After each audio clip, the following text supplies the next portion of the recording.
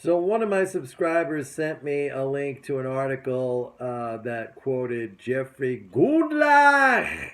Gundlach, he's one of my favorite guys who I like to talk about, and of course Jeffrey+Gundlach.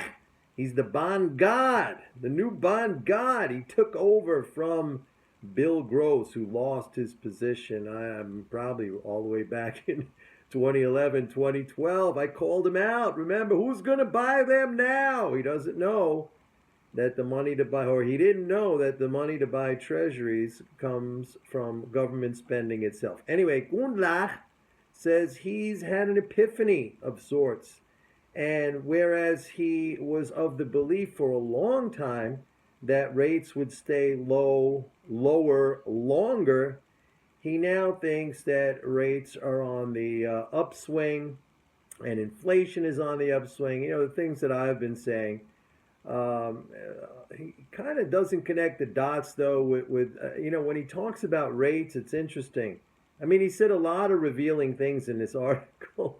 But one thing, like, it sort of seems like he doesn't really connect the dots with the fact that the government is a monopolist. It sets the rate. I mean, he really talks about it almost in terms of the market is going to set the rates, right? So it kind of seems like he's lost on that fact. But he is saying that rates are going up, and he is saying that inflation is going up, and those are things that I have been saying as well. He talks about, now here's another thing, right? It's very interesting.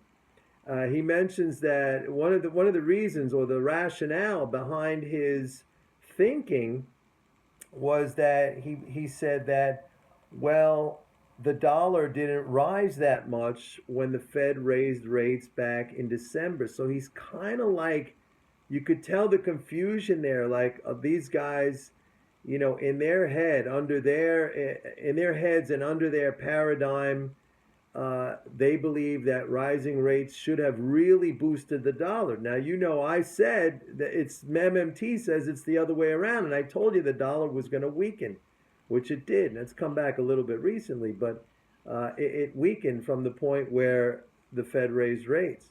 And he again there, he can't really connect the dots. You could tell, you could almost sense his confusion, saying, well, the dollar, I don't know, the dollar didn't rise that much when the Fed raised rates. Okay?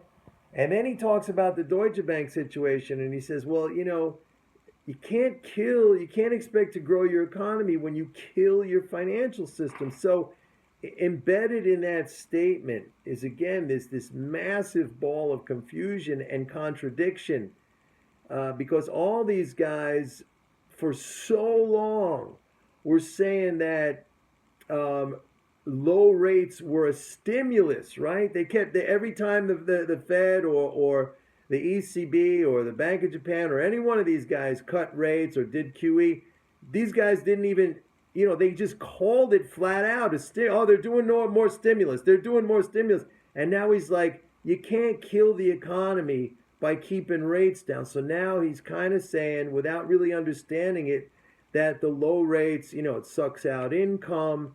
But he only talks about Deutsche, right? Like, how can you're going to kill your financial system. You're sucking out income. So he doesn't really get it, but he's getting warmer, right? He's coming over to that. It's fascinating. I'm telling you, it's fascinating. So, like, it didn't cause inflation, right? The low rates. And now it's like, it's not a good thing. It's a bad thing. It sucks out income. It's hurting. And then he says, and you think Deutsche is bad. What about Credit Suisse? He talks about the Swiss bank. And then he's like, here's another one where he's way off and he's still getting it wrong, okay? He's like, if something happens there with Credit Suisse, there's no way that this little tiny country of Switzerland can handle this. So here we go again, not understanding that Switzerland, the monopolist in the Swiss franc, with a central bank that can credit the banking system with Swiss francs till the end of time, to infinity, can sustain any financial institution. It could be still a zombie institution in the sense that it could be technically insolvent. In other words, have liabilities greater than assets, but still function, as a bank that takes in deposits and clears transactions, just as has been the case for decades now in Japan, where the banks are all functionally insolvent, but they all exist, and people put their deposits in there and they clear transactions. So this comment, Switzerland could never. So you see almost the next blow up or the next opportunity for us if something does happen in Switzerland. And again, they'll sell the Swiss franc, the markets will go down.